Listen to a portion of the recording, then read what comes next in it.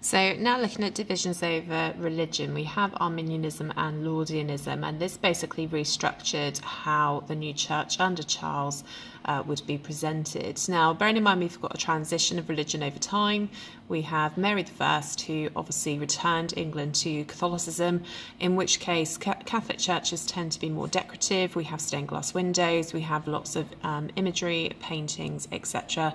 Because bearing in mind quite a lot of the population at this time were illiterate, and therefore they learnt through drawings and paintings to understand the scripture of the Bible, because many of the services were read out in Latin, and therefore they didn't have the education with which to understand this language.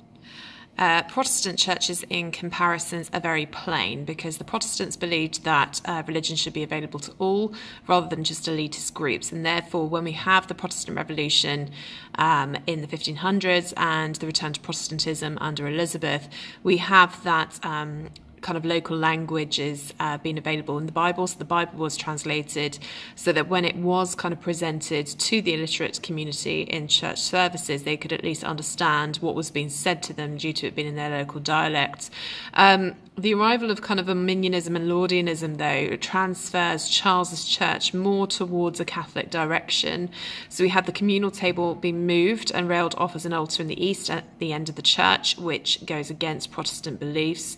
There was an increased emphasis on the ceremonies, so it being very elaborate, very elongated, bearing in mind that Protestants believe that you can get to heaven just by believing in your faith, whereas Catholics believe that you have to do a multitude of things in order to be restored in heaven, such as confession, such as mass, doing good deeds, etc. So there's a lot more criteria with which to be rewarded by God in heaven once you died under Catholicism than there was under Protestantism. And this is demonstrated in Charles's shift in religion by increasing emphasis on the ceremony itself.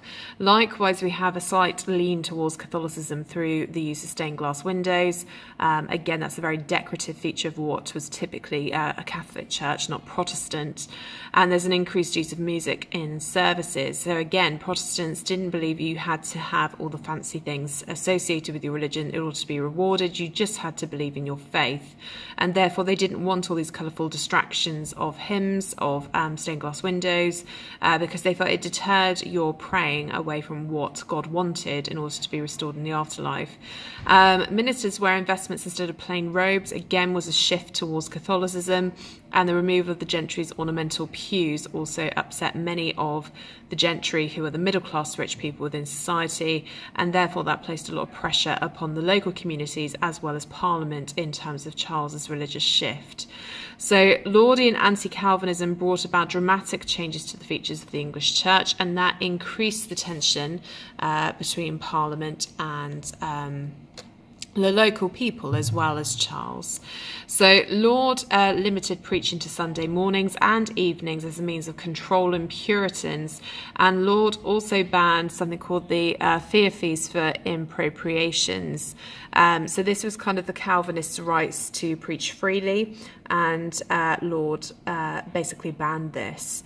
Now, equally, the Book of Sports in 1633 was reissued, and this outlined the range of sports and activities which people could do after compulsory Sunday morning service. So clergy failure to read this book could result in imprisonment, and the Book of Sports combined with the compulsory Sunday mornings meant that people had to conform to this new church, which obviously upset many, and Laudian measurements also enforced visitations on churches, upon the clergy, upon priests and bishops, to ensure that not only had they read the Book of Sports, but also that they were following the new Laudian Arminianism religion.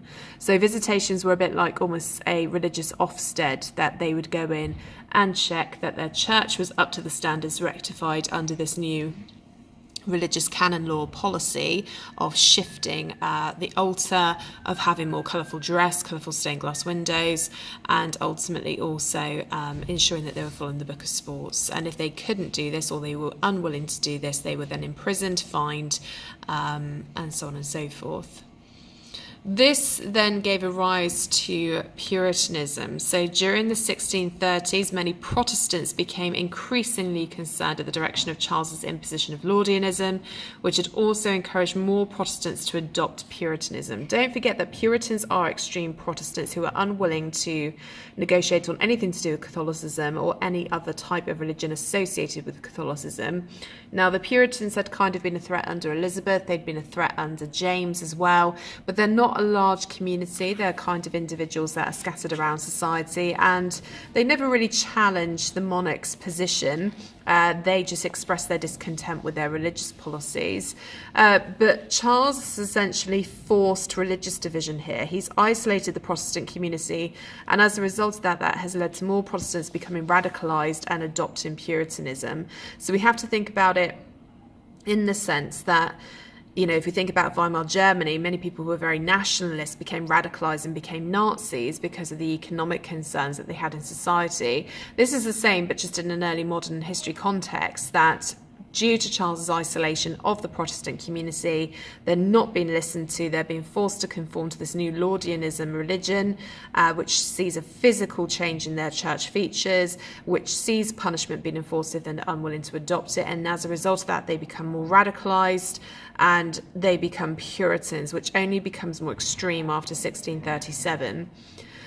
So we've got the St. Gregory's case in 1633, and that saw parishioners refusing to move their communion table to the east end of the church, showing direct defiance towards the Crown's canon law. So just a reminder that canon law is church law, it's religious law, and this shows complete defiance against Charles, which, bearing in mind, again, looking at Charles's personality, that he's unwilling to compromise and is a devout believer in this divine right of kings ideology, demonstrates that he is going to be feeling that these are revolutionaries and that they need to be dealt with very harshly, and this is going to be seen through the following people.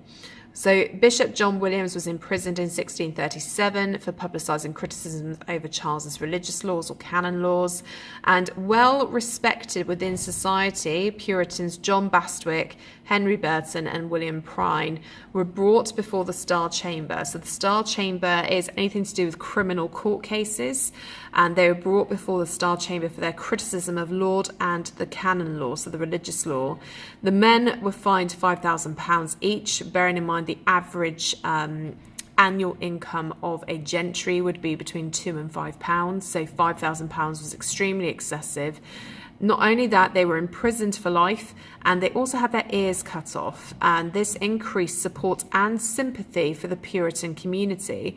So not only has Charles isolated the Protestants, he has forced their hand into becoming more radicalized towards Puritans or Puritan mindsets, and in excess of that, he's then fined them, he's imprisoned them, and he's mutilated them physically through the cutting of their ears. So whereas people may have thought that the Puritans were quite a radicalised group to begin with, they're actually increasing in their sympathy towards these radicalised groups because of the way that Charles treats them. Likewise, John Lilburne, bearing in mind Lilburne is a name that you should be familiar with when we looked at the Levellers. So John Lilburne supported Bastwick's work. He was then sentenced for printing unlicensed literature, was dragged through a town by a cart whilst being whipped and pilloried in public. So if we have a look at this image here on the right-hand side, that is actually a drawing of John Lilburne awaiting to be put in the stocks or being pilloried in public. So he faced quite a tremendous amount of torture as well. So it's not realistically that uncommon to understand why Lilburne later became a leveller and became an extremist during the Civil War years, bearing in mind that he's faced persecution by Charles because of his religion. Now, it's not just in England that Charles annoys people. So Charles visits Scotland in 1633, bearing in mind, though, that Charles has been in power since 1625. Now, Charles visits Scotland in 1633 to be crowned king of the country. So he has been king of England for 8 years before he officially visits Scotland. Now, bearing in mind that his father is also Scottish, you can imagine why Scotland aren't keen on Charles, that they don't feel that Scotland is at the heart of Charles's interests, and as a result of that, they effectively see him as a foreign king.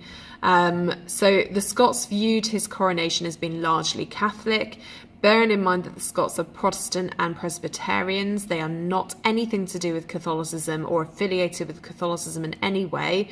The last notable Catholic that was in Scotland was Mary, Queen of Scots, and she was executed. And obviously Mary, Queen of Scots, was executed by Elizabeth I. So she is the last notable Catholic to be present within Scotland. So this new arrival of not only what they perceive to be a foreign king, because he's never made any efforts to kind of negotiate with Scotland, and he's been an absentee king for 8 years, then returning with this Catholic mindset notably upsets them. Charles proclaimed his intention to launch a new prayer book, which sparked rebellion in Scotland and the start of the British Civil Wars because of their refusal to cooperate with this new prayer book. And Charles enforced new canon laws in Scotland, including the altar being placed against the east wall of the chancel, and this was viewed as also a return to Catholicism. And the official launch of the new Laudian prayer book in 1637 was launched in Scotland, which was passed without any consultation with the Scottish Parliament. So not only has Charles isolated the English Parliament by committing to a period of personal rule, so the 11 years where he refuses to consult with the English Parliament, he's also isolated the Scottish Parliament by refusing to consult them on matters of religion. So in the period of 1637, not only has he radicalised Protestants into becoming Puritans and then gained sympathy for those Puritans due to how he deals with them, he's also isolated Scotland in terms of this new religious prayer book and for overseeing the Scottish Parliament in making any decisive changes to their policies. And this gives a growth to something called the millenarianism group. So the millenarianism believed in the end of the world, which the political crisis signified as being the path towards Judgment Day. So Charles was effectively bringing the end of the world because he has shifted the social hierarchy which has existed. And this belief drove more Puritans into adopting a more political and public role in the late 1630s. So effectively, what Charles has done is that his unwillingness to compromise, his unwillingness to be sympathetic towards different religious groups within his country, bearing in mind he's inherited a Protestant nation at this point, combined with isolating Scotland, has led to radicalisation from the Puritans and from the millenarianisms. So this has effectively created a lot of religious division. Do recap over Charles's religious issues as well, which is earlier on in this booklet as well, because you could be asked something to the effect of how far was Charles primarily responsible for religious concerns in a period of 1625 to 1640. So this is kind of almost an extension on religious matters, and that's something worthwhile considering.